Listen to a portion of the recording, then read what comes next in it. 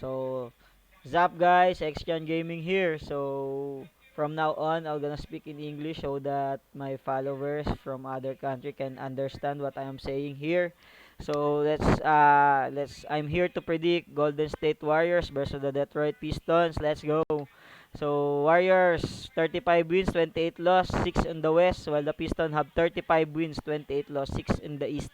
So, this will be a battle between the 6 seed on the West versus the East. So the same record. So this will be a very good matchup.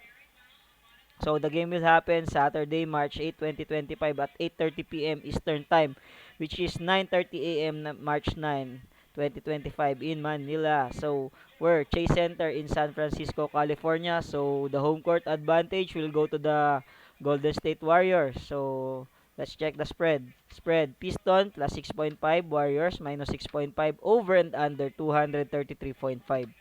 So, health and availability. So, for the Warriors, Brandon Pajemski will be questionable and Jonathan Kuminga will be out. While the Pistons have Jaden Ivey out and Tobias Harris will be probable. So, I think Harris will probably play tomorrow. So, for me, there's no one.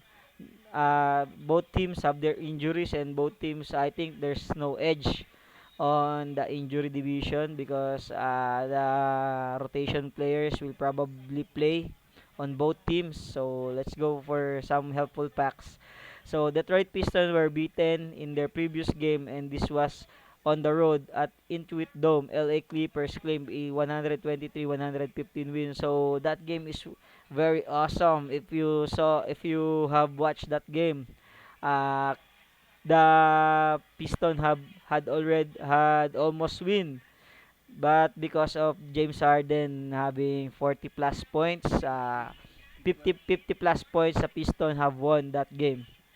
So Golden State Warriors won their last game 121-119, making it 3 on the bounce. So that game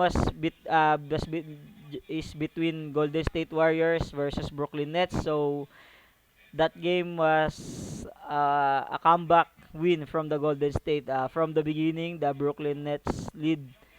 The lead had got up to 20 plus point, but the Golden State had been able to recover and win the game. So the last head-to-head saw the Warriors claim a 107-104 win over the Piston.